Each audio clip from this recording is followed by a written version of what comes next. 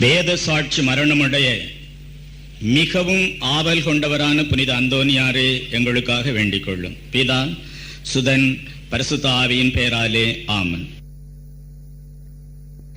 இந்த நாளிலே தொடர்ந்து இந்த சக துறவிகள் சக மேலாளர்கள் எப்படி இவர் மேல் தங்களுடைய பழியை தீர்த்துக் கொள்ள முயற்சித்தார்கள் என்பதை எல்லாம் தொடர்ந்து நாம் பார்க்க போகின்றோம். இவர் பீட பரிசாரர்களாக இருக்கின்ற பொழுது, துறவியாக இருந்தாலும் அவர்கள் திருப்பலி ஆற்றுவ குருக்களாக ஆவதற்கு முன்னால் பெரியவர்களாக இருக்கின்ற பொழுதே அவர்கள் பலிபீடத்திலே பரிசாரர்களாக வேலை செய்வார்கள், குருக்களுக்கு உதவி செய்வார்கள் இந்த சக துறவிகள். அப்படி ஒரு நாள் பீட பரிசாரகராக புனித அந்தோனியார் ஒரு குருவானவருக்கு பலிபூசையிலே உதவி செய்து கொண்டிருக்கின்றார். அந்த பலிபூசை நடந்து கொண்டிருக்கின்ற பொழுது அந்த காலத்திலே பீடத்தை நோக்கி குருக்கள் பலிபூசை நடத்துவார்கள். இந்த காலத்திலே மக்களை நோக்கி பலிபீடமானது திருப்பப்பட்டிருக்கின்றது, இரண்டாம் வத்திக்கான் சங்கத்தினுடைய மறுமலர்ச்சிக்கு பிற்பாடு. ஆனால் முந்தைய காலங்களிலே லத்தீன் மொழியிலே பலிபூசை நடக்கும். பீடத்தை பார்த்து இந்த பலி பீடமானது வைக்கப்பட்டிருக்கும். குருவானவர் பீடத்தை நோக்கி நின்று பலிபூசை நடத்துவார். எனவே பின்னாலே நடக்கின்ற காரியங்கள் எதுவும் அவருக்கு தெரிய வாய்ப்பில்லை. நற்செய்தி வாசிக்கப்பட்டுக் கொண்டிருக்கின்றது. அந்த நேரத்திலே இவர் ஆலயத்தின் முன்னால் மண்டியிட்டுக் கொண்டிருந்த புனித அந்தோனியார் திடீரென்று எதிர் திசையிலே முழந்தாள் படியிட்டு ஆராதிக்க ஆரம்பித்தார். என் ஆண்டவனே என் தேவனே என்று தரை மட்டும் சாஷ்டாங்கமாக விழுந்து வணங்க ஆரம்பித்தார் புனித அந்தோனியார். இந்த அதிர்ச்சியான வினோதமான ஒரு செயலை சக துறவிகள் கண்டார்கள். பலிபூசை முடிந்தது. ஆலயத்தை விட்டு சபை துறவிகள் மடத்திற்கு வந்தவுடனே சபை மேலாளரிடம் கோல் மூட்டினார்கள். இப்படி பெருதினாந்து, நீங்கள் பலிபூசை நிறைவேற்றிக் கொண்டிருக்கின்ற பொழுது உங்களுடைய பலிபூசையை பாராமல் எதிர் திசையை நோக்கி வணங்கி ஆராதித்துக் கொண்டிருந்தான், விசாரித்து பாருங்கள் என்று சபை மேலாளரிடம் குற்றம் சாட்டினார்கள். எனவே புனித அந்தோனியாரை தன்னுடைய அறைக்கு அழைத்தார் மேலாளர். பெருதினாந்து, நடந்தவையெல்லாம் உண்மைதானா? பலிபூசை நடக்கின்ற பொழுது நீ என்ன செய்து கொண்டிருந்தாய்? எந்த திசையை நோக்கி நீ வணக்கம் செய்து கொண்டிருந்தாய்? உண்மைதானா என்று பெருதினாந்தியிடம் கேட்க தாழ்ச்சியுடன் ஒப்புக்கொண்டார். ஒப்புக்கொண்ட உடனே முதுகிலே விழுந்தது 100 சாட்டை அடிகள். அந்த காலத்திலே சாட்டை அடிகள் மிகச் சாதாரணம். துறவிகள் ஒரு சிறு தவறு செய்தாலும் சாட்டைகளால் அடிப்பார்கள். உணவருந்துகின்ற பொழுது அனைத்து துறவிகளும் உணவருந்த இவர் அத்தனை நேரமும் முழந்தாள் படியிட்டு, சகோதரர்களே என்னை மன்னியுங்கள் மன்னியுங்கள் என்று சொல்லிக்கொண்டே இருக்க வேண்டும். இப்படி பற்பல தண்டனைகள் அந்த துறவிகள் சன்னியாசிகள் மடத்திலே உண்டு. அதிலே ஒன்று சாட்டை அடிகள். 100 சாட்டை அடிகள் கொடுத்த பிற்பாடு தன்னுடைய கைகள் வலிக்க சபை மேலாளர் அதன் பின்னால் பெருதினாந்தியிடம் காரணத்தை கேட்கின்றார். என்ன காரணம்? ஏன் எதிர் திசையை நோக்கி நீ வணங்கி ஆராதித்துக் கொண்டிருந்தாய்? பதில் சொல்ல முடியுமா என்று கேட்கின்றார். அப்பொழுது தாழ்ச்சியுடன் பதில் சொல்ல ஆரம்பித்தார் புனித அந்தோனியார். சுவாமி, நீங்கள் பலிபூசை நடத்திக் கொண்டிருக்கின்ற பொழுது நற்செய்தி வாசகம் நடந்து கொண்டிருந்தது. அந்த நேரத்திலே கடற்கரையிலே கடல் ஆழத்திலே ஒரு கப்பல் பயணம் செய்து கொண்டிருந்தது. அந்த கப்பலிலே ஏராளமான கத்தோலிக்கர்கள் பயணம் செய்தார்கள். அவர்கள் நடுவிலே ஒரு கத்தோலிக்க குருவையும் நான் பார்த்தேன். அவர் பலிபூசை செய்து கொண்டிருந்தார் கப்பலிலே. ஆயிரக்கணக்கான கத்தோலிக்கர்கள் பலிபீடத்தை சூழ்ந்து பலிபூசை கண்டு கொண்டிருக்கின்றார்கள். இது என் சரீரம், இது என் ரத்தம் என்ற வசீகர வார்த்தைகளை சொல்லி குருவானவர் எழுந்தேற்றம் செய்தார். அது என் காட்சிகளுக்கு தென்பட்டது. தூரத்திலே சென்ற கப்பலிலே நடக்கின்ற அந்த காட்சி பலிபூசை. அந்த தேவன் மனுருவாகி இது என் ரத்தம், இது என் சரீரம் என்று மக்களுக்கு அழிக்கின்ற அந்த வசீகர வார்த்தைகளிலே மக்களுக்கு எழுந்தேற்றம் செய்கின்ற அந்த நேரம் வந்தவுடனே ஆண்டவர் அவருடைய ஞான கண்களை திறந்தார். கப்பலை நோக்கினார், சாஷ்டாங்கமாக விழுந்தார். என் தேவனே என் ஆண்டவனே என்று ஆராதித்தார். சுவாமி, நடந்தது இதுதான். சபை மேலாளர் வியப்படைந்தார். இந்த பையனை எப்படி நடத்துவது என்றே தெரியவில்லை. இவன் உண்மையை சொல்லுகின்றானா பொய்யைத்தான் சொல்லுகின்றானா என்று நம்ப முடியவில்லை. அதிர்ச்சிக்கு உள்ளானார், ஆச்சரியத்திற்கு உள்ளானார். இந்த பையன் எப்படி வளர்வானோ என்று ஒரு புறத்திலே பொறாமை, இன்னொரு புறத்திலே வியப்பு.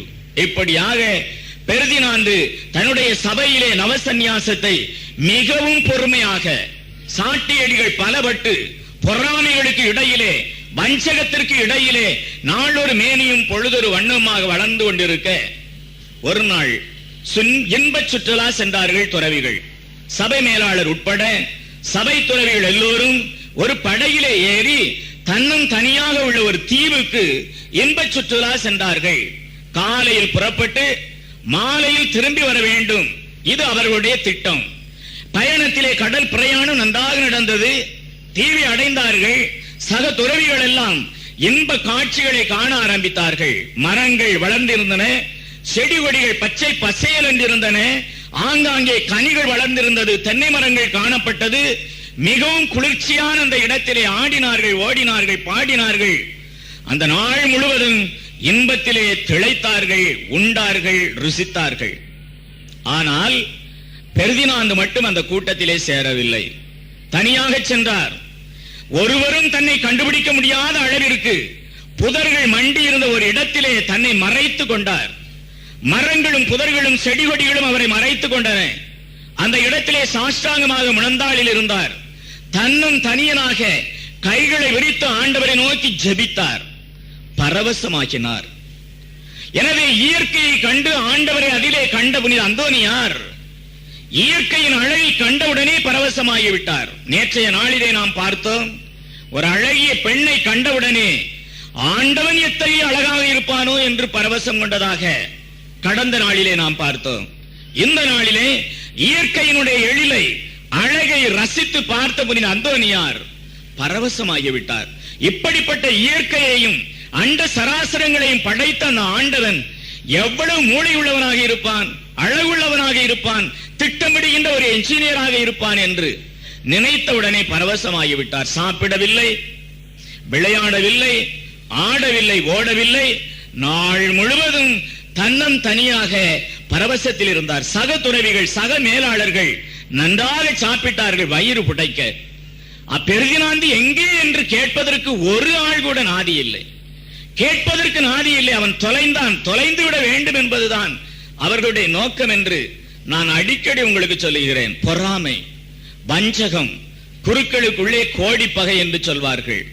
துறவிகளுக்குள்ளே ஒருவருக்கொருவர் ஒரு புகழ் வருகின்ற பொழுது, பெயர் வருகின்ற பொழுது, அவனுடைய புகழ் உச்சாணி கொம்பிலே ஏறுகின்ற பொழுது அவனை எப்படியாவது மடக்க வேண்டும் என்று பொதுநிலையினரிடத்திலே மட்டுமல்ல, மனிதனாக பிறந்த அத்தனை பேரிடத்திலும் இந்த குறைபாடுகள் உண்டு. எனவே சபை மேலாளர், சக துறவிகள் எல்லோரும் உண்டார்கள், குடித்தார்கள், ஆடினார்கள், பாடினார்கள். பெர்தினாந்துவை பற்றி யாரும் கவலைப்படவில்லை. கடைசியாக மாலை வந்தது. கப்பலிலே தன்னுடைய படகிலே பயணம் செய்தார்கள். கடலிலே பெர்தினாந்துவை விட்டுவிட்டு, பெர்தினாந்து தொலையட்டும், இந்த தீவிலே அவன் தனியனாக கிடந்து அழியட்டும், அவன் செத்து ஒழியட்டும் என்று அத்தனை பேரும் கடலிலே அந்த படகிலே பயணமானார்கள் தங்கள் மடத்தை நோக்கி. கிறிஸ்து அன்பார்ந்த சகோதர சகோதரிகளே, மனிதன் நினைப்பது ஒன்று, இறைவன் நினைப்பது மற்றொன்று. மனிதன் ஒரு திட்டம் ஓடுகின்றான், இறைவன் மற்றொரு திட்டத்தை அவனுக்கு வைத்திருக்கின்றான். நாளைய நாளிலே இதை பற்றி நாம் நன்றாக பார்க்க போகின்றோம். மிகவும் விவரமாக, விளக்கமாக, விலாவாரியாக ஆண்டவனுடைய திட்டமும் மனிதனுடைய திட்டமும் எப்படி குறுக்கிடுகின்றன. மனிதனுடைய திட்டம் ஆண்டவனுடைய திட்டத்தை மீறவே முடியாது. இறைவன் ஒவ்வொரு பிள்ளைக்கும் தனக்கு ஒரு திட்டத்தை வைத்திருக்கின்றான், பெயர் சொல்லி அழைக்கின்றான். ஒவ்வொருவருடைய பெயரையும் தன் உள்ளங்கைகளிலே பொறித்து வைத்துள்ளான்.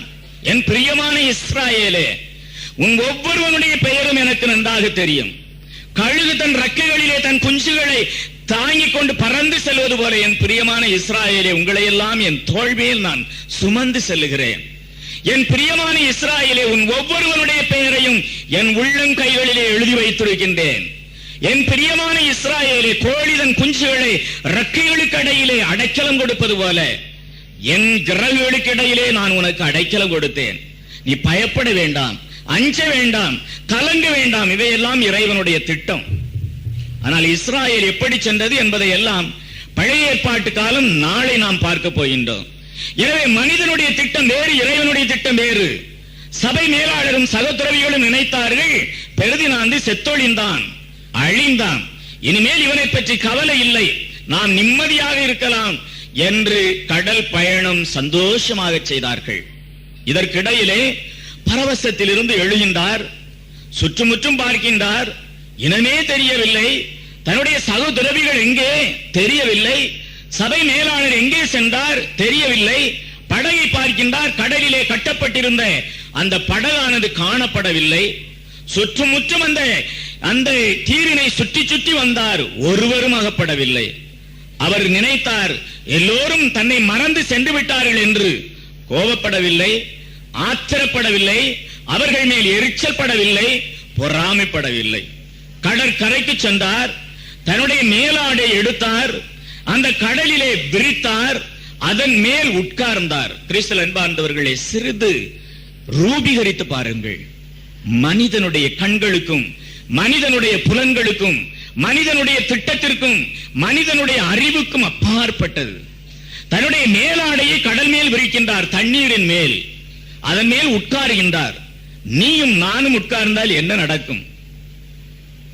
ஆனால் அந்தோனியார் அந்த மேல் ஆடையின் மேல் உட்கார்ந்த உடனே படகு செல்வது போல அந்த மேலாடை கடலிலே பயணம் செய்ய ஆரம்பித்தது. இரட்டை குழல் துப்பாக்கியில் இருந்து ரவை குண்டுகள் எவ்வளவு வேகமாக சீறி பாயுமோ அப்படி சீறி பாய்ந்தது அந்த போர்வை கப்பலை போல. மிகச்சில நிமிடங்களிலேயே கடலை கடந்தார், கரையை அடைந்தார். என்ன ஆச்சரியம்! இன்னும் இவருக்கு முன்னால் பல மணி நேரங்களுக்கு முன்னதாக பயணம் செய்த துறவிகள் இன்னும் கரை வந்து சேரவில்லை. அதற்கு முன்னதாகவே கரையிலே அந்தோனியார் அவர்களுக்காக காத்திருக்கின்றார். வெகு நேரம் கழித்து சக துறவிகளும் மேலாளரும் வருகின்றார்கள். யாரை ஒழித்தோம், அழித்தோம், ஒழிந்தான், நம்முடைய திட்டம் திட்டினோமோ அந்த மனிதன் இங்கே எப்படி நிற்கின்றான், எப்படி வந்தான் இந்த பெர்தினாந்து என்று ஆச்சரியப்பட்டார்கள். பெர்தினாந்து நடந்ததை சொன்னார். மனிதன் நினைப்பது ஒன்று, கிறிஸ்துவில் அன்பார்ந்தவர்களே, இறைவன் நினைப்பது மற்றொன்று. பெர்தினாந்து அழிக்க வேண்டும், ஒழிக்க வேண்டும் என்பது மனிதனுடைய திட்டம். ஆனால் ஆண்டவர் அவரை குன்றின் மேல் விட்ட விளக்காக அவரை பிரகாசிக்க செய்ய வேண்டும். பதுமை மாநகர் மட்டுமல்ல, லிஸ்பன் மாநகர் மட்டுமல்ல, அகில உலக தேசம் எங்கும் இவருடைய புகழை ஸ்தாபிக்க வேண்டும் என்று ஆண்டவன் திட்டமிட்டான். எனவே மனிதனுடைய திட்டம் தோற்றது, இறைவனுடைய திட்டம் வென்றது. இப்படியாக பல கஷ்டங்கள், பல சோதனைகள், பல வேதனைகள் இவற்றையெல்லாம் கடந்து தன்னுடைய நவசந்நியாசம் 9 ஆண்டுகளை முடித்து 1210 சேர்ந்தார். 1219 ஆண்டு தன்னுடைய 24 வயதிலே குருப்பட்டம் பெற்றார். குருப்பட்டம் பெற்ற பிற்பாடு இனிமேல் நாம் தொடர்ந்து புனித அந்தோனியாருடைய வாழ்க்கையை மிக விபரமாக நாம் பார்க்க இருக்கின்றோம். ரூபீகரித்துக் கொள்ளுங்கள், கண்களை மூடிக்கொள்ளலாம். அவருடைய காட்சிகள், அவருடைய கதைகள், அவருடைய புதுமைகள், நிகழ்ச்சிகள், சம்பவங்கள் ஒவ்வொன்றையும் கண்களை மூடிக்கொண்டே நீங்கள் காட்சியிலே கண்டு ரசிக்கலாம். ரூபீகரித்துக் கொண்டே அந்த அந்தோனியாரை பார்த்து கொண்டே இருக்கலாம். எனவே 1210 ஆண்டு சேர்ந்த புனித அந்தோனியார் பெர்தினாந்து 1219 ஆண்டு தன்னுடைய 24வது வயதிலே குருப்பட்டம் பெற்றார். குருப்பட்டம் பெற்ற பிற்பாடு அவரை உயர்த்தி விடவில்லை சபை மேலாளர். அவருக்கு கொடுக்கப்பட்ட வேலை என்ன தெரியுமா? வாசற் காப்போன் வேலை. வாசல் அறையிலே மணி அடிக்கும். யாராவது ஒரு துறவியை பார்க்க வருவார்கள். அப்படி வருகின்றவர்களை என்ன ஏது என்று கேட்க வேண்டும். யாரையாவது பார்க்க வேண்டும் என்றால் கூட்டிவிட வேண்டும். ஏதாவது உதவி செய்ய வேண்டும் என்றால் உதவி செய்ய வேண்டும். இதுதான் வாசல் அறையை காக்கின்ற பெர்தினாந்தினுடைய வேலை. ஆனால் பெர்தினாந்து அதை மகிழ்ச்சியோடு செய்தார். என்ன செய்வாராம் தெரியுமா? வாசல் அறையிலே மணி அடித்த உடனே ஆண்டவரே இதோ வருகிறேன் என்று ஓடி செல்வாராம். அந்த அறையிலே வந்திருப்பது மனிதன் அல்ல, நண்பன் அல்ல, உற்றார் உறவினர்கள் அல்ல, எம்பெருமான் இயேசு கிறிஸ்துவே வந்திருக்கின்றார் என்றால் எவ்வளவு உற்சாகமாக நாம் ஓடி அவரை வரவேற்போமோ அப்படி நினைத்துக் கொள்வாராம். யாராக இருந்தாலும் சரி, எந்த ஆளாக இருந்தாலும் சரி, மணி ஒலி கேட்டவுடனே இயேசுவே, ஆண்டவரே இதோ ஓடி வருகிறேன் என்று அந்த வாசல் அறைக்கு ஓடி செல்வாராம். அப்படி ஒரு நாள் வாசல் அறையின் மணி சப்தம் கேட்டது. ஆண்டவரே, இயேசுவே இதோ வருகிறேன் என்று ஓடினார் புனித அந்தோனியார். பெர்தினாந்து இன்னும் அந்தோனியார் ஆகவில்லை. நாளைய மறையுறையிலே தான் இவர் அந்தோனியார் ஆவார். அது எப்படி என்றெல்லாம் இப்பொழுது நாம் சிந்திக்க வேண்டிய தேவையில்லை. பெர்தினாந்து மிக வேகமாக ஓடி இயேசுவே, ஆண்டவரே இதோ ஓடி வருகிறேன் என்று வாசல் அறைக்கு சென்றார். அங்கே சென்றதும் 5 துறவிகள் அங்கே நின்று கொண்டிருந்தார்கள். மிகவும் வினோதமான துறவிகள். தலைகள் எல்லாம் பரட்டை தலையாக இருக்கின்றன. தாடிகள் வளர்த்திருந்தார்கள். அங்கொன்றும் இங்கொன்றுமாக அவை நீண்டிருந்தன, வழிக்கப்படவில்லை. அவர்களுடைய உடையை பார்க்கின்றார், ஆங்காங்கே கிழிந்திருக்கின்றது, சேரும் சகதியுமாக இருக்கின்றது. முகமானது அழைக்கடைந்து தூசி வடிந்திருக்கின்றது. கண்கள் செவ்வேரென சிவந்திருக்கின்றன. அவருடைய கால்களை பார்க்கின்றார், பாதரட்சைகள் இல்லை. அவருடைய கால்கள் சேரும் சகதியுமாக இருக்கின்றன. இவர்கள் வெகு தூரம் நடந்து வந்திருக்க வேண்டும் என்று ஊகித்துக் கொண்டார். ஆனால் அந்த சபை துறவிகளுடைய ஆடைகள் தன்னுடைய ஆடைகளைப் போல அல்ல. இவர் அகுஸ்தினார் சபையை சார்ந்தவர். ஆனால் வந்திருக்கின்ற 5 சபை துறவிகள் எந்த சபையை சார்ந்தவர்கள் என்று தெரியவில்லை. மரக்கலரிலே அங்கி போட்டிருந்தார்கள். வெள்ளை கயிறை கொண்டு தங்கள் இடையிலே கட்டியிருந்தார்கள். இவர்கள் யார் என்று அறிய வேண்டும். எனவே 5 பேரையும் அறிவதற்கு முன்னால், ஐயா, எங்கிருந்து வருகின்றீர்கள்? நீங்கள் எல்லாம் யார்? எங்கு செல்ல வேண்டும்? எதற்காக செல்ல வேண்டும் என்றெல்லாம் விவரம் கேட்பதற்கு முன்னால் அவர்களை அழைத்து வந்து குளிக்க செய்து புத்தாடை கொடுத்து அவர்களுக்கு உணவு கொடுத்து அவர்களை முதலிலே சந்தோஷமாக இருக்க செய்தார். எனவே முதல் ஆரம்ப காரியங்கள் முடிந்த பிற்பாடு அந்த சபத்துறவிகள் அமர அந்தோனியார் அவர்கள் எதிரிலே நின்று கொண்டு, ஐயா, நீங்கள் யார்? எங்கிருந்து வருகின்றீர்கள்? எங்கே செல்லுகின்றீர்கள்? எதற்காக செல்லுகின்றீர்கள் என்று வினாவை தொடுக்கின்றார். அப்பொழுது அந்த சபை துறவிகள் சொல்வார்கள், நாங்கள் எல்லாம் பிரான்சிஸ்கன் சபை துறவிகள். பிரான்சிஸ்கன் என்பதை பற்றி பின்னாலே நான் சொல்லுகிறேன் விபரமாக. பிரான்சிஸ்கன் சபை துறவிகள் இந்த மரக்கலர் உடை அணிந்திருப்பார்கள். அந்தோனியார் சபை என்று சொல்வார்கள். அந்தோனியார் எந்த ஆடை அணிந்திருக்கின்றாரோ இதை போல பிரான்சிஸ் அசிசியார் தன்னுடைய துறவர சபையை துவங்கும் பொழுது இப்படிப்பட்ட ஆடையை தன்னுடைய துறவிகளுக்கு கொடுத்தார். அவர்களுடைய தலையை மூடுவதற்கு ஒரு தொப்பி இருக்கும். அதுவும் அந்த ஆடையிலே தைக்கப்பட்டிருக்கும். எதற்காக வென்றால் அதனுடைய காரணத்தையும் நாம் பின்னால் பார்ப்போம். ஏன் அந்த தொப்பியை அந்த அங்கியிலே தைத்திருந்தார்கள் என்று. இப்படிப்பட்ட உடையை உடைத்த அந்த சன்னியாசர்கள் சொன்னார்கள், பிரான்சிஸ் அசிசியார் தொடங்கிய இந்த பிரான்சிஸ்கன் சபையிலே நாங்கள் இருக்கின்றோம். எங்கே செல்லுகின்றீர்கள்? நாங்கள் தென்னாப்பிரிக்கா தேசம் செல்லுகிறோம். தென்னாப்பிரிக்கா தேசத்திலே எங்கே செல்வீர்கள்? மொராக்கோ தீவிற்கு செல்லுகிறோம். அங்கே என்ன செய்வீர்கள்? வேதம் போதிப்போம். என்ன நடக்கும்? காட்டு மிராண்டிகளான சாரசன் சாதியாருக்கு நாங்கள் வேதம் போதித்தால் எங்களை கல்லால் எறிந்து கொல்வார்கள். வேத சாட்சி மரணம் எங்களுக்கு கிடைக்கும். வேத சாட்சிகளாக நாங்கள் மரிப்போம்.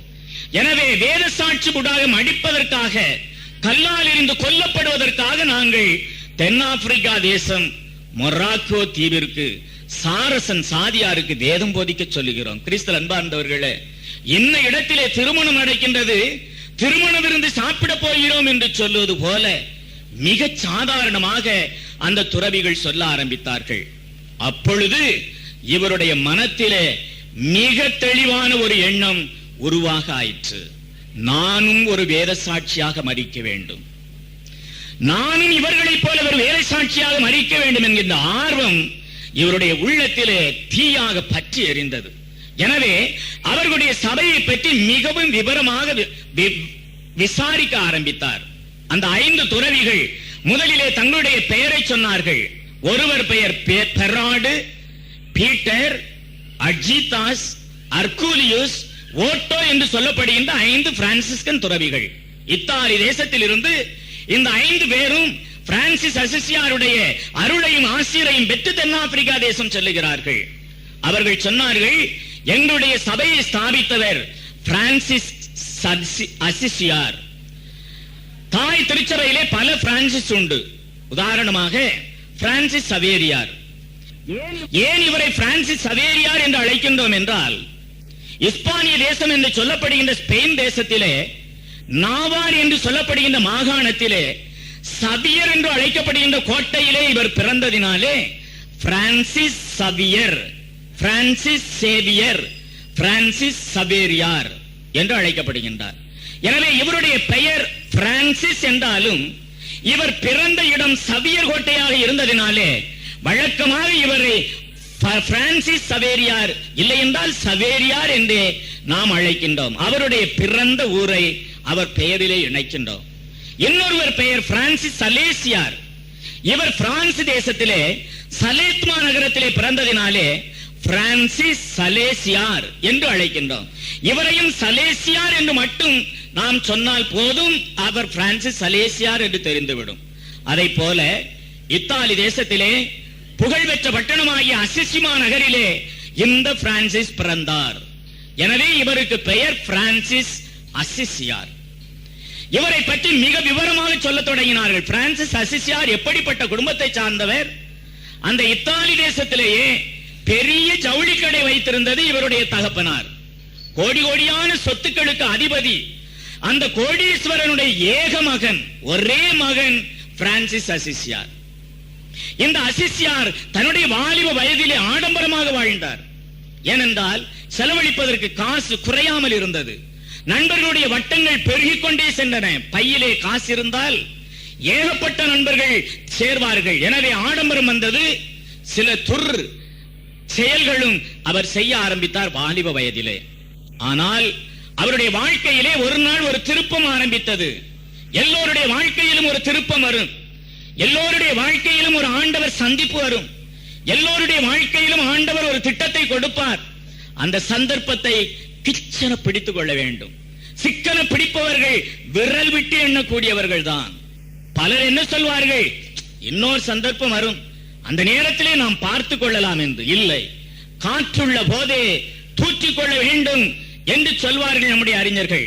உன்னத சங்கீதத்திலே சங்கத்திருவுரையினுடைய ஆசிரியன் சொல்வான், விதைக்க ஒரு காலம் உண்டு, அறுக்க ஒரு காலம் உண்டு, கட்ட ஒரு காலம் உண்டு, இடிக்க ஒரு காலம் உண்டு, சேர்க்க ஒரு காலம் உண்டு, அழிக்க ஒரு காலம் உண்டு என்று சொல்வான். ஒவ்வொன்றிற்கும் ஒவ்வொரு காலம். எனவே ஆண்டவன் ஒரு காலத்தை மனிதன் மனம் திரும்புவதற்காக கொடுக்கின்றார். சிலர் நினைப்பார்கள், சாகின்ற பொழுது அவஸ்தை பூசல் பெறாமலா சாவோம், ஆண்டவரை நாம் பார்த்துக் கொள்ளலாம் அந்த நேரத்திலே என்று நினைப்பது பைத்தியக்காரத்தனம். ஆண்டவர் எந்த நேரத்திலும் உனக்கு அழைப்பு விடுக்கலாம், தன்னுடைய திட்டத்தை கொடுக்கலாம். அந்த நேரத்திலே சிக்கன பிடித்துக் கொள்ள வேண்டும் அந்த திட்டத்தை. அப்படி பிரான்சிஸ் அசிசியாருக்கு ஆண்டவருடைய திட்டம் ஒரு நாள் வந்தது. மரண படுக்கையிலே படுத்திருக்கின்றார். வாலிப வயது. இனம் தெரியாத ஒரு நோய் அவரை பீடித்திருக்கின்றது. பல வைத்தியர்கள் வந்தார்கள். இவர் பணக்காரராக இருந்த காரணத்தினாலே இவருடைய தகப்பனார் லட்சக்கணக்கிலே தன்னுடைய ரூபாயை செலவு செய்து தன்னுடைய மகனை எப்படியாவது காப்பாற்றி விட வேண்டும் என்று நிபுணர்களை எல்லாம் கொண்டு பார்த்தார். முடியவில்லை. அதன் பின்னால் அசிசியார் தன்னுடைய மனத்திற்குள்ளே ஒரு நேர்ச்சை செய்து கொண்டார். நான் குணமானால் ஆண்டவரே, சன் தமியான் என்பதுதான் அசிசிமா நகரத்திலே உள்ள ஒரு பெரிய கோயில், பங்கு கோயில். அவர் சொல்வார், நான் குணமானால் சன் தமியான் ஆலயத்திலே வந்து மிகப்பெரிய நேர்ச்சை கடனை ஆண்டவரே என்னையே உமக்காக நான் அர்ப்பணிப்பேன் என்று ஒரு நேர்ச்சை செய்து கொண்டார். கிறிஸ்து அன்பார்ந்தவர்களே, மருத்துவன் காயங்களை கட்டுகின்றான், ஆண்டவனே அவனை சொஸ்தப்படுத்துகின்றார். சங்கீதக்காரன் தாவீதரசன் சொல்வான், காவல்காரன் சாம காவல்காரன் நகரத்தை வீணிலே காக்கிறான், ஆண்டவர் தாமே நகரத்தை காக்கின்றார். ஆண்டவர் தாமே கட்டிடத்தை கட்டினால் ஒழிய கொத்தன் வீணிலே கட்டுகிறான் என்று சொல்வார். எனவே மருத்துவர்களுடைய அரண்மனையிலே எழுதப்பட்டிருக்கும் பலகையிலே இந்த வாசகங்கள், மருத்துவன் காயங்களை கட்டுகிறான், ஊசி போடுகிறான், மருந்து வைக்கிறான், கட்டுகிறான். இதைத்தான் மனிதன் என்கின்ற அளவிலே ஒரு மருத்துவன் செய்ய முடியும். ஆனால் சொஸ்தம் அளிக்கின்றவர், குணம் அளிக்கின்றவர் ஆண்டவரே என்று. எனவே மருத்துவர்கள் கைவிட்டார்கள், நிபுணர்கள் கைவிட்டு விட்டார்கள், ஆனால் ஆண்டவன் கைவிடவில்லை. மருத்துவர்களுக்கெல்லாம் மருத்துவனாகிய தேவாதி தேவன் சன் தமியான் ஆலயத்திலே தன்னையே அர்ப்பணிக்க நேர்ச்சை செய்த அந்த மனிதனை விட்டுவிடவில்லை. அற்புதமான முறையிலே அந்த நேரத்திலேயே சுகம் கொடுக்கின்றார். எழுந்தார். பழைய உற்சாகம் வந்தது. தகப்பன் வினோதமாக அவரை பார்த்தார். அவருக்கு சிகிச்சை செய்த மருத்துவர்கள் எல்லாம் வினோதமாக பார்த்தார்கள், ஆச்சரியப்பட்டார்கள். ஆனால் கிறிஸ்து அன்பார்ந்த சகோதர சகோதரிகளே, மனிதனுடைய பலவீனம் வெற்றி அடைந்த உடனே பழைய காலத்தை பற்றி நினைப்பதே இல்லை. ஏழையாக இருந்திருப்போம், ஒருவேளை சோற்றிற்கு நாம் கஷ்டப்பட்டிருப்போம், கூலி வேலை செய்திருப்போம், ஒருவேளை கஞ்சிக்காக நாம் கஷ்டப்பட்டிருப்போம், தெருவிலே சுற்றி அலைந்திருப்போம். நம்முடைய தாயும் தகப்பனும் ஒரு நேர சாப்பாட்டிற்காக ஒரு நாள் முழுவதும் உழைத்திருப்பார்கள். ஆனால் ஒரு நேரத்திலே இந்த பையன் உச்சகட்டத்திலே இருப்பான். 199 விழுக்காடுகள் கிறிஸ்தல் அன்பார்ந்தவர்களே, நான் நேற்று எப்படி இருந்தேன் என்று சிந்தித்து பார்ப்பதே கிடையாது. எனவே இன்றைய நிலையிலும் பிரான்சிஸ் அசிசியார் நேற்று நான் எப்படி இருந்தேன், இன்று நான் எப்படி இருக்கின்றேன், இதற்கு காரணம் என்ன என்று சிந்திக்கவில்லை. சன் தமியான் ஆலயத்திற்கு செல்ல வேண்டும், என்னை ஆண்டவனுக்கு அர்ப்பணிக்க வேண்டும் என்பதை அடியோடு மறந்து விட்டார். தன்னுடைய பழைய வாழ்க்கையை தொடர்ந்து ஆரம்பித்தார். ஒரு நாள் ஞாயிற்றுக்கிழமை பலிபூசைக்கு சென்றிருக்கின்றார். அந்த பலிபூசை முடிந்த பிற்பாடு எல்லோரும் சென்று விட்டார்கள். அந்த நேரத்திலே உணர்ச்சி வசப்பட்டு அதிக நேரம் ஆண்டவரிடத்திலே ஜெபித்துக் கொண்டிருந்தார் உருக்கமாக பிரான்சிஸ் அசிசியார். அந்த நேரத்திலே தான் கிறிஸ்தல் அன்பார்ந்த சகோதர சகோதரிகளே, பாடுபட்ட சுரூபத்திலிருந்து ஒரு சப்தம் கேட்கின்றது. பிரான்சிஸ் அசிசியாருக்கு அது தெரியவில்லை. தன் கண்களை மூடி 2 கைகளையும் குவித்து தலையை குனிந்தவாறே ஜெபித்துக் கொண்டிருப்பதினாலே சப்தம் எங்கிருந்து வருகின்றது என்று தெரியாது. ஆனால் மிக தெளிவான சப்தம் கேட்டது. பிரான்சிஸ், பழுதடைந்த என்னுடைய ஆலயத்தை பழுது பார்ப்பாயா என்று கேட்டது. சுற்றுமுற்றும் பார்த்தார், அங்கும் இங்கும் பார்த்தார். ஒரு மனுஷனும் இல்லை, ஒரு மனுஷியும் இல்லை, யாருமே இந்த ஆலயத்திலே இல்லை. நான் கனவு காண்கின்றேனா, காட்சி காண்கின்றேனா என்று தன்னையே நுள்ளி பார்த்துக் கொண்டார். நான் தூங்குகின்றேனா, இல்லை என்றால் இது கற்பனையா என்று. இல்லை, உண்மைதான். சாட்சாத் தத்ரூபமாக நான் விழித்துக் கொண்டிருக்கின்றேன். சப்தம் கேட்டது உண்மை, எங்கிருந்து என்று தெரியவில்லை. 2வது முறையும் அவர் ஆங்காங்கே பார்க்கின்றார். தெளிவான சப்தம் கேட்கின்றது. பிரான்சிஸ், என்னுடைய ஆலயத்தை பழுது பார்க்க மாட்டாயா? இப்பொழுது பீடத்தில் இருந்து சப்தம் வருவதை பார்க்கின்றார். மீண்டும் பீடத்தை உற்று நோக்குகின்றார். 3வது முறையாக அந்த பாடுபட்ட சுரூபம் தன்னுடைய வாயை திறந்து சப்தமிட்டு சொல்லியது, பிரான்சிஸ், பழுதடைந்த என்னுடைய ஆலயத்தை நீ பழுது பார்க்க மாட்டாயா? கிறிஸ்தல் அன்பார்ந்த சகோதர சகோதரிகளே, அப்பொழுதுதான் சம்மட்டி அடித்தார் போல அசிசியார் உணர்ந்தார். நான் என் நேர்ச்சிக்கடனை மறந்து விட்டேனே. இதை ஞாபகப்படுத்துவதற்காகத்தான் ஆண்டவர் என்னிடத்திலே பேசுகின்றார். சன் தமியான் ஆலயத்தை அங்கும் இங்கும் உற்று நோக்குகின்றார். இடிந்திருக்கின்றன, சில இடங்களிலே விரிசல்கள் இருக்கின்றன, ஓட்டை உடைசல்கள் இருக்கின்றன. அவர் நினைத்தார், தமியான் ஆலயத்தை செப்பனிட வேண்டும் என்பதற்காக ஆண்டவர் எனக்கு இதை சொல்லுகின்றார் என்று பிரான்சிஸ் அசிசியார் நினைத்தார். எனவே தன்னுடைய தகப்பனிடத்தை ஓடினார். அப்பா, இப்படிப்பட்ட காட்சி நடந்தது, ஆலயத்தை நான் பழுது பார்க்க வேண்டும், காசு கொடுங்கள். ஏராளமான ரூபாய்களை அள்ளி கொடுத்தார் பிரான்சிஸ் அசிசியாருடைய தந்தை. அதை கொண்டு சன் தமியான் ஆலயத்தை அவர் கட்டி முடித்தார், அழகுபடுத்தினார், பழுது பார்த்தார். மறு ஞாயிற்றுக்கிழமை ஒரு நாள் மறுபடியும் ஆலயத்திற்கு சென்றிருக்கின்றார். தனியாக இருக்கின்றார். அப்பொழுதும் ஆண்டவருடைய பாடுபட்ட சுரூபத்தில் இருந்து தெளிவான சப்தம் கேட்கின்றது. பிரான்சிஸ், பழுதுபட்ட என் ஆலயத்தை நீ பழுது பார்க்க மாட்டாயா? சம்மட்டி அடித்தார் போல தன்னுடைய உள்ளத்திலே அடிபடுகின்றது. நான் என்ன நினைக்கின்றேன், சன் தமியான் ஆலயம் இடிந்து கிடக்கின்றது, உடைந்து கிடக்கின்றது, இதைத்தான் பழுது பார்க்க வேண்டும் என்று ஆண்டவர் சொல்லுகின்றார் என்று நினைத்தேன். ஆனால் ஆண்டவர் வேறொன்றை சொல்லுகின்றார். கிறிஸ்தல் அன்பார்ந்தவர்களே, இந்த 13வது நூற்றாண்டு காலம் திருச்சபை சீர்கட்டு அழிந்து கொண்டிருந்த காலம். காட்டுமிராண்டிகள் திருச்சபை அழித்துக் கொண்டிருந்த காலம். திருச்சபை ஆழ்கின்ற அதிகாரிகள் சீர்கட்டு அழிந்து கொண்டிருந்த காலம். பக்தி, ஒழுக்கம், அறிவு அத்தனையும் படு பாதாளத்திலே சென்று கொண்டிருந்த காலம். எனவே திருச்சபை என்று சொல்லப்படுகின்ற மாபெரும் ஆலயம் பழுதடைந்திருக்கின்றது. பிரான்சிஸ், நீ அதை பழுது பார்க்க வேண்டும். எனவே திருச்சபை என்று சொல்லப்படுகின்ற ஆலயத்தை பழுது பார்ப்பதற்காகத்தான் ஆண்டவர் என்னை அழைக்கின்றார் என்று உணர்ந்த அந்த நிமிடத்திலேயே ஓடோடினார். தன்னுடைய தகப்பனிடத்திலே சொன்னார், அப்பா, நான் ஒரு துறவியாக செல்கிறேன்.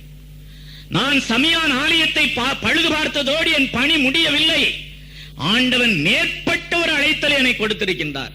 மாபெரும் திருச்சபை இடிந்து போயிருக்கின்றது, அதை நான் கட்டி எழுப்ப வேண்டும், அதை உறுதிப்படுத்த வேண்டும், ஸ்திரப்படுத்த வேண்டும் என்று சொன்னார்.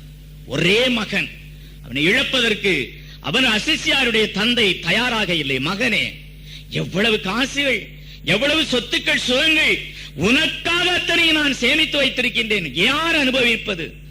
ஜாலியாக நீ இரு, இந்த உலகத்திலே அவ்வளவு இன்பங்களை வாழ்ந்து காட்டு, உனக்கு துறவரம் வேண்டாம் என்று சொன்னார்.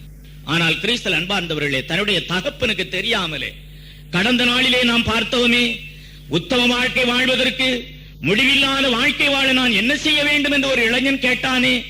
அப்பொழுது ஆண்டவர் சொன்னாரே, உன்னிடம் ஒன்று குறைவாயுள்ளது, போய் உனக்குள்ளதெல்லாம் விற்று ஏழைகளுக்கு கொடு, பின்னர் வந்து என்னை பின் செல் என்று சொன்னாரே. இந்த கட்டளையை உடனே கடைபிடித்தார். ஜவுளி கடையிலே உள்ள அத்தனை சாமான்களையும் எடுத்து விற்று அதனால் கிடைத்த பணத்தை ஏழைகளுக்கும் எளியவர்களுக்கும் வறியவர்களுக்கும் வாரி வழங்க ஆரம்பித்தார்.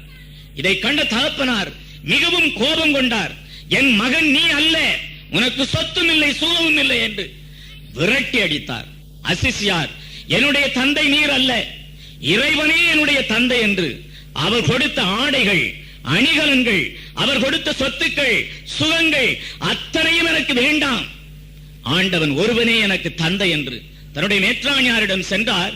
அவர் ஒரு கோணி ஆடையை கொடுத்தார், தவத்தின் அடையாளமாக. அந்த காலத்திலே கோணி ஆடை உடுத்துவார்கள், சாக்கு சணல் ஆடை.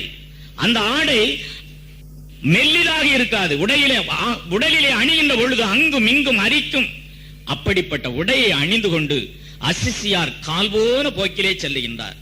எப்படி செல்ல வேண்டும், என்னுடைய திட்டம் என்ன, என்னுடைய எதிர்காலம் என்ன, என் எதிர்காலம் எப்படி இருக்கும் என்பதெல்லாம் ஒன்றுமே தெரியாது. ஆனால் ஒன்றே ஒன்று தெளிவாக அவருடைய மனத்திலே சொன்னது, பிரான்சிஸ், பழுதுபட்டிருக்கின்ற திருச்சபையாகிய என்னுடைய ஆலயத்தை நீ பழுது பார்ப்பாயா? அப்படிப்பட்ட அசிசியார் துறவிகள் மடத்தை ஒன்று ஸ்தாபிக்க வேண்டும், மற்ற துறவிகள் சன்னியாசிகளை விட என்னுடைய சபை வித்தியாசமானதாக இருக்க வேண்டும் என்று பிரான்சிஸ் அசிசியார் நினைத்தார். எனவே ஒரு சபையை தொடங்கினார். 4-5 பிரபுக்கள் மட்டுமே இவரோடு சேர்ந்து கொண்டார்கள்.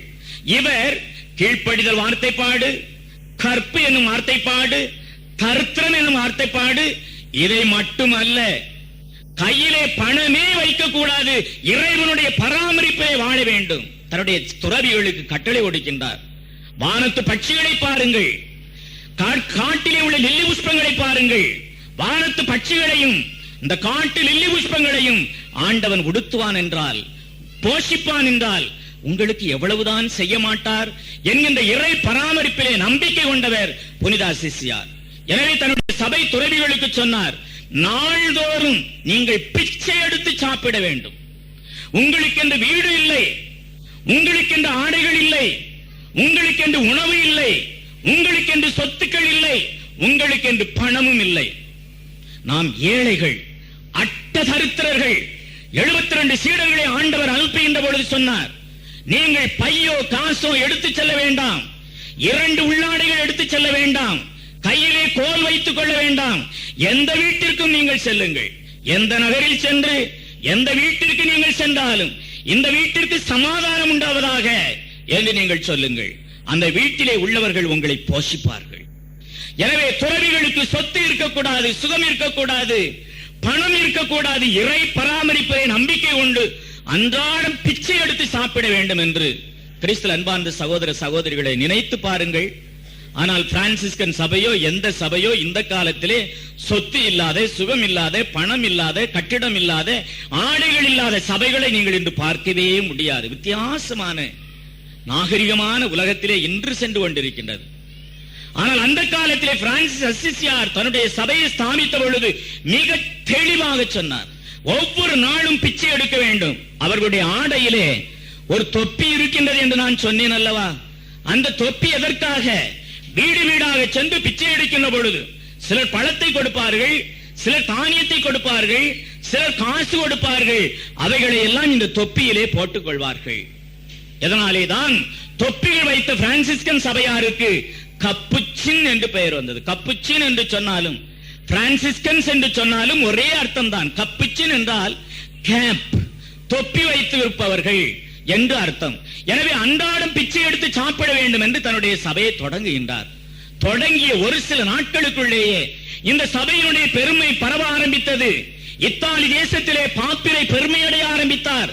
இப்படிப்பட்ட கோடீஸ்வரனுடைய ஒரு மகன் சொத்தை எல்லாம் உதறிவிட்டு ஒரு துறவர சபையை தொடங்கி இருக்கின்றார் என்று கேள்விப்பட்டு மனம் பூரிப்படைந்தார். இப்படி எல்லாம் பிரான்சிஸ் அசிசியாரை பற்றி அந்த 5 துறவிகள் யார்? பெராடு, பீட்டர், அஜிதாஸ், அர்கூலியூஸ், ஓட்டோ என்று சொல்லப்படுகின்ற 5 பிரான்சிஸ்கன் சபை துறவிகள் பிரான்சிஸ் அசிசியாரை பற்றி மிக தெளிவாக, விபரமாக, விளக்கமாக, விலாவாரியாக சொல்லிக் கொண்டிருக்கின்றார்கள். அப்படிப்பட்ட பிரான்சிஸ் அசிசியாருடைய வாழ்க்கையிலே 1-2 காரியங்கள், புதுமைகள். ஒரு நாள் ஆலயத்திலே உருக்கமாக ஜெபித்துக் கொண்டிருக்கின்றார். ஆண்டவரே, உம்முடைய பாடுகளிலே நான் பங்கு பெற வேண்டும். உம்முடைய சிந்தப்பட்ட இரத்தத்திற்காக நான் இரத்தம் சிந்த வேண்டும். வேத சாட்சியாக மரிக்க வேண்டும் என்று அசிசியார் தன் 2 கைகளையும் விரித்து ஜெபித்துக் கொண்டிருக்கின்ற வேளையிலே அதிசயம் நடந்தது, ஆச்சரியம் நடந்தது. ஆண்டவர் இயேசு கிறிஸ்து தத்ரூபமாக சிலுவையிலே அறையப்பட்டு, வலது கையிலே ஆணியண்ட காயம், இடது கையிலே ஒரு ஆயம், கால்களிலே 2 காயங்கள், விலாவிலே குத்தி திறந்த ஈட்டியின் காயம். இந்த 5 காயங்களோடு ஆண்டவர் இயேசு தத்ரூபமாக பிரான்சிஸ் அசிசியாரை நோக்கி வருகின்றார். வந்தது மட்டுமல்ல, அவரை கட்டி தழுவி ஆற அணைத்து முத்தமிட்டார். முத்தமிட்ட உடனே ஆச்சரியமான, அதிசயமான ஒரு காரியம் நடந்தது. அசிசியாருடைய 2 கைகளிலும், அவருடைய 2 கால்களிலும், அவருடைய விலாப்புறத்திலும் ஆண்டவர் இயேசு கிறிஸ்துவின் காயங்கள் பதிந்தன. கிறிஸ்து அன்பார்ந்த சகோதர சகோதரிகளே, நம்புகிறீர்களா? வரலாற்றிலே 5 காய பிரான்சிஸ் என்று இவரை அழைப்பார்கள். ஆண்டவர் பட்ட 5 காயங்கள் மட்டும் அல்ல, பெரிய வெள்ளிக்கிழமை தோறும் மட்டும் அல்ல, வெள்ளிக்கிழமை தோறும் அந்த 5 காயங்களிலிருந்தும் ரத்தம் சிந்தும்.